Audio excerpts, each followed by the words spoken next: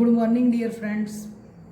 Today we are going to learn grammar of Unit 4, use of because and therefore why.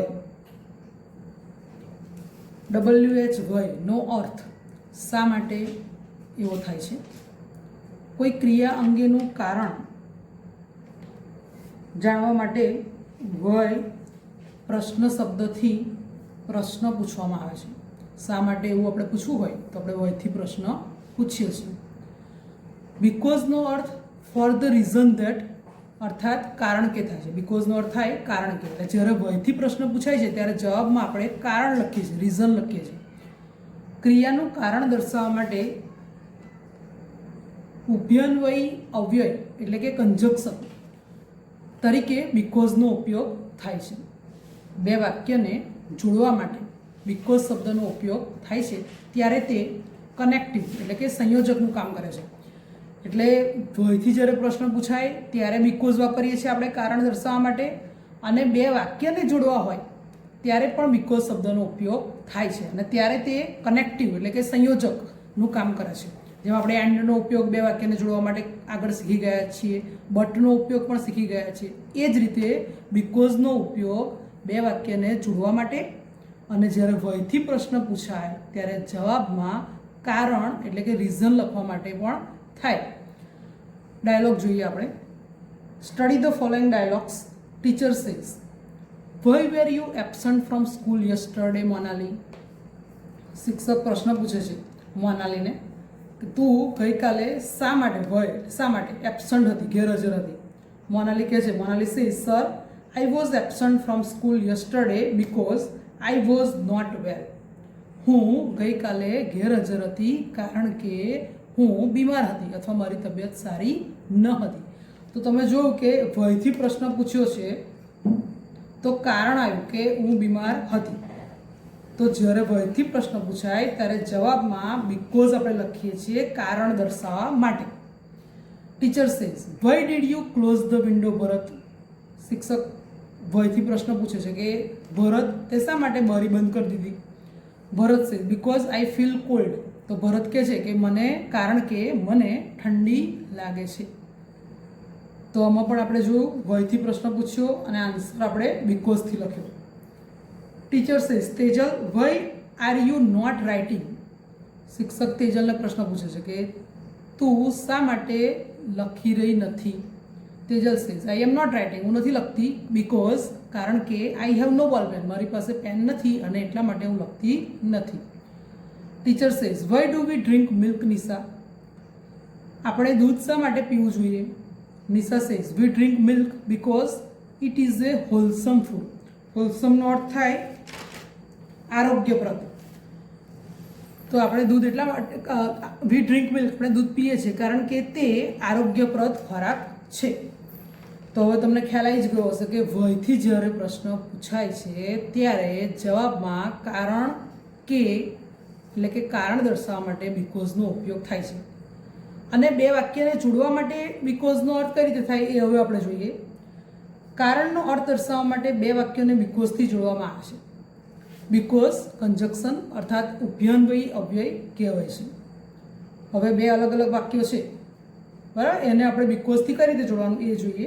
Viral is writing with a pencil. આ એક sentence છે કે Viral is writing with a pencil. Viral પેન્સિલથી લખે છે. He has no બોલ pen. અને બીજું સેન્ટેન્સ છે કે હી હેઝ નો બોલ પેન. બરાબર, બે અલગ અલગ વાક્યો છે. હવે એને આપણે બીકોઝ વડે જોડવું છે. તો પહેલું વાક્ય જે છે Viral is writing with a pencil, એ આખું એવું ને એવું જ રાખવાનું છે, અને બે વાક્યની વચ્ચે આપણે બીકોઝનો ઉપયોગ કરવાનો છે. એટલે પેન્સિલ સુધીનું પૂર્ણવિરામવાળું વાક્ય જેવું છે એવું લખી દેવાનું, પણ પૂર્ણવિરામ લખવાનું નહીં, કારણ કે વાક્યને આપણે જોડીએ છીએ. બંને વાક્યની વચ્ચે બીકોઝ મૂકવાનું. હવે પેલું વાક્ય છે હી હેઝ નો બોલ પેન, તો એમાં એચ કેવો કરેલો છે, કેપિટલ, પણ આપણે બે વાક્યને જોડીએ છીએ એટલે એચ કરી દેવાનો તમારે સ્મોલ. એટલે બીકોઝ મૂક્યા પછી એચ સ્મોલ કરી દેવાનો. હી હેઝ નો બોલ પેન, અને બોલ પેન પછી અહીંયા ફૂલ સ્ટોપ કે પૂર્ણવિરામ મૂકાશે. ટૂંકમાં બે વાક્યની વચ્ચે બીકોઝ મૂકવાનું, અને પહેલો અક્ષર જો કેપિટલ હોય તો એને સ્મોલ કરવાનું. સેકન્ડ સેન્ટેન્સ જોઈએ. Darshan has not gone to school. હવે આ વાક્ય જોઈએ, પહેલાં ગોન આવ્યું તો તમને એવું થાય કે ગોન શું છે આ? તો ગો, વેન્ટ અને ગોન જેમાં કોઈ પણ ક્રિયાપદ હોય એના 3 રૂપ હોય: મૂળ રૂપ, ભૂતકાળનું રૂપ અને પાસ્ટ પાર્ટિસિપલ અથવા તો ગુજરાતીમાં કહીએ તો ભૂતકૃદંત. તો આ જે ગોન છે એ ગોનું ભૂતકૃદંત છે. ગોનું ભૂતકાળ વેન્ટ થાય અને ભૂતકૃદંત થાય ગોન. હવે આપણે વાક્ય પર આવીએ. Darshan has not gone to school. દર્શન શાળાએ ગયો નથી. He is ill. પહેલું વાક્ય જેવું છે એવું એવું જ લખવાનું, Darshan has not gone to school. પછી શું મૂકીશું આપણે? બીકોઝ, કારણ કે આપણે બીકોઝ જોડે વાક્યને જોડવું છે. હી ઇઝ ઇલ, હીમાં એચ કેવો છે? કેપિટલ, પણ આપણે જોડીએ છીએ એટલે કેવો કરી દેવાનો? સ્મોલ. He is ill. એટલે બે વાક્યની વચ્ચે આપણે બીકોઝ મૂકી દેવાનું.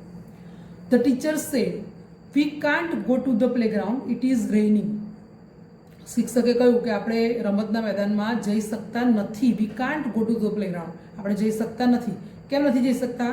ઇટ ઇઝ રેઇનિંગ, વરસાદ પડી રહ્યો છે એટલે આપણે રમતના મેદાનમાં જઈ શકતા નથી. ફર્સ્ટ સેન્ટેન્સ છે તમારું, the teacher said we can't go to the playground. બધું એમનું એમ વચ્ચે મૂકવાનું. બીકોઝ આઈ કેપિટલ છે પણ આપણે જોડીએ છીએ એટલે સ્મોલ. It is રેઇનિંગ. બે વાક્યની વચ્ચે બીકોઝનો આ રીતે ઉપયોગ થાય વાક્યને જોડવા માટે. એ જ રીતે આપણે બીજો ઉપયોગ શીખવાનો છે ધેરફોરનો. And therefore. ધેરફોરનો અર્થ થાય એટલા માટે. બે વાક્યો આપ્યા હોય એમાં પહેલું વાક્ય જો કારણ દર્શક હોય, આ ખાસ યાદ રાખવાનું છે. બીકોઝ અને ધેરફોરનો ઉપયોગ વાક્યમાં કઈ રીતે થાય? તો બીકોઝ આપણે જોયું, પણ ધેરફોરમાં જ્યારે બે વાક્ય આપેલા હોય ત્યારે પહેલું વાક્ય કારણ દર્શાવતું હોય અને બીજું વિધાન વાક્ય જે હોય એ પરિણામ દર્શક હોય. એટલે પહેલામાં કારણ અને બીજામાં એ કારણને લીધે પરિણામ શું આવ્યું એવું વાક્ય હોય, ત્યારે બે વાક્યને જોડવા માટે ધેરફોરનો ઉપયોગ થાય. ધેરફોરનો અર્થ થાય તેટલા માટે, તેના કારણે. અને એ ક્રિયા વિશેષણ છે, એ ઉભયાન્વયી અવ્યય નથી. તેટલા માટે બે વાક્યને જ્યારે આપણે ધેરફોરથી જોડીએ છીએ ત્યારે એન્ડ સંયોજકનો ઉપયોગ કરવો પડે. એકલું ધેરફોર વાપરી શકાય નહીં. ફક્ત ધેરફોરથી બે વાક્યોને જોડી શકાતું નથી અને એટલા માટે આપણે એન્ડનો ઉપયોગ કરવો જ પડે. તો જ બે વાક્યને આપણે ધેરફોર વડે જોડી શકીએ. એક્ઝામ્પલ જોઈએ. Bimal is ill, he is lying in bed. આ બે સેન્ટેન્સ છે, બરાબર? બિમલ ઇઝ ઇલ અને he is lying in bed, બે વાક્યો છે. હવે આપણે શું યાદ રાખવાનું છે કે પહેલું વાક્ય કેવું હોવું જોઈએ? કારણ દર્શક. તો શું કારણ છે? બિમલ બીમાર છે, આ કારણ છે. અને એટલા માટે એ પથારીમાં સૂતો છે, પથારીમાં છે. અને પરિણામ શું આવ્યું? બીમાર છે તો એનું પરિણામ શું આવ્યું? પથારીમાં સૂવું પડે છે એને. તો ધેરફોરનો ઉપયોગ કરવાનો છે, બરાબર? બે વાક્યની વચ્ચે જેમ બીકોઝ મૂકતા હતા એમ જ મૂકવાનું છે. Bimal is ill and therefore he is lying in bed. પણ એન્ડ ધેરફોર ક્યારે વાપરવું અને બીકોઝ ક્યારે વાપરવું? તો જ્યારે ક્રિયાનું કારણ દર્શાવવું હોય ત્યારે આપણે બીકોઝ વાપરીએ છીએ. અને બે વાક્યો જ્યારે આપેલા હોય અને પહેલું વાક્ય પરિણામ દર્શક હોય અને બીજું વાક્ય કારણ દર્શક, પહેલું વાક્ય કારણ દર્શક હોય અને બીજું વાક્ય પરિણામ દર્શક હોય ત્યારે એન્ડ ધેરફોરનો ઉપયોગ થાય. He is only 17. પહેલું વાક્ય કારણ દર્શક, બરાબર? તો એ શું કારણ છે? તે 17 વર્ષનો છે અને એટલા માટે એ વોટ આપી શકતો નથી. હી ઇઝ ઓનલી 17 એ કારણ અને એનું પરિણામ શું આવ્યું? વોટ આપી શકતો નથી. બે વાક્યની વચ્ચે આપણે શું મૂકવાનું છે? And therefore. એકલું ધેરફોર મૂકી શકાય નહીં એટલે એન્ડ સંયોજકનો ઉપયોગ આપણે કરવો પડે અને એટલા માટે એન્ડ ધેરફોર વાપરવાનું. Tomorrow is Rakshabandhan, we have a holiday in our school. કારણ શું છે? આવતીકાલે રક્ષાબંધન છે અને એનું પરિણામ શું આવ્યું? એના લીધે આવતીકાલે રજા છે શાળામાં, બરાબર? તો આ જે સેન્ટેન્સ છે એમનું એમ જ રાખવાનું, વચ્ચે એન્ડ ધેરફોર મૂકવાનું અને પછી વી have a holiday in our school. બે વાક્યની વચ્ચે એન્ડ ધેરફોર મૂકવાનું. પણ પહેલું વાક્ય કેવું હોવું જોઈએ? કારણ દર્શક અને બીજું પરિણામ દર્શક. આઈ વોઝ ઇન અ હરી. હું ઉતાવળમાં હતો. આઈ કુડન્ટ મીટ હિમ. હું તેમને મળી શક્યો નહીં. તો કારણ શું હતું? ઉતાવળમાં હતા એ કારણ હતું અને એનું પરિણામ શું આવ્યું? ઉતાવળમાં હતા એટલે મળી શક્યા નહીં. તો એ શું આવ્યું? પરિણામ આવ્યું. એટલે બે વાક્યની વચ્ચે આપણે એન્ડ ધેરફોર આ રીતે મૂકી શકાય. Use of because in place of and therefore and rewrite the sentences. હવે જો અહીં તમે જોશો તો એન્ડ ધેરફોર વાક્યમાં આપેલું છે, એને આપણે કાઢી અને બીકોઝ લખવું છે. પહેલું સેન્ટેન્સ જોઈએ આપણે, you are pretty old and therefore you shouldn't work hard. તે ઘણા વૃદ્ધ છે અને એટલા માટે તે કામ કરી શકતા નથી. તો આ વાક્યને આપણે બીકોઝથી જોઈન્ટ કરવું હોય તો કરી શકીએ આપણે, પણ સેન્ટેન્સની જે પેટર્ન છે એ બદલાઈ જશે. સેકન્ડ સેન્ટેન્સ છે એ ફર્સ્ટ થઈ જશે. You shouldn't work hard because you are pretty old. તે કામ કરી શકતા નથી કારણ કે તે વૃદ્ધ છે. પહેલામાં કેવું હતું, તે વૃદ્ધ છે એટલા માટે તે કામ કરી શકતા નથી, અને આમાં શું છે, તે કામ કરી શકતા નથી કારણ કે તે વૃદ્ધ છે. તો વાક્ય રચના જે કહેવાય એ શું થઈ જાય છે, બદલાઈ જાય છે. My 2 sons are well settled in Canada and therefore I am happy.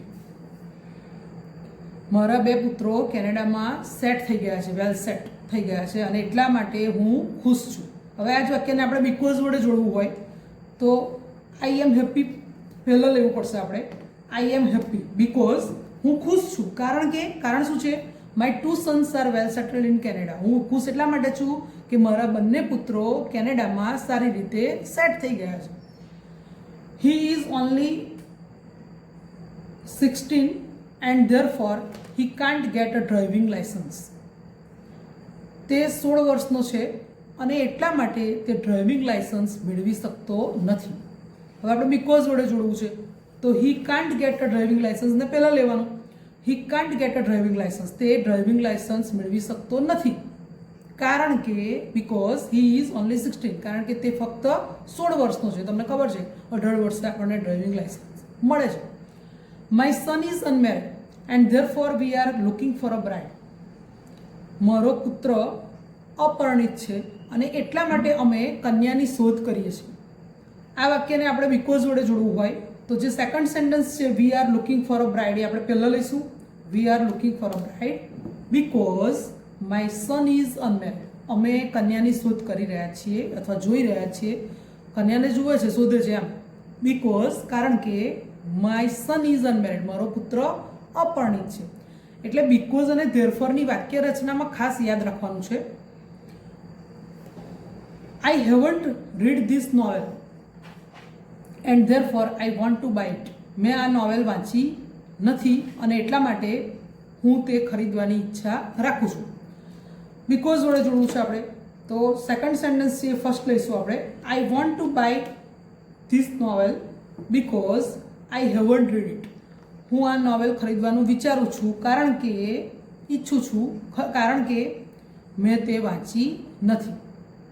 એટલે ફરી એક વખત આપણે જોઈ લઈએ કે જ્યારે 2 વાક્યો આપેલા હોય ત્યારે પહેલું વાક્ય કારણ દર્શક હોય અને બીજું વાક્ય પરિણામ દર્શક હોય ત્યારે તે વાક્યને જોડવા માટે એન્ડ ધેરફોરનો ઉપયોગ થાય.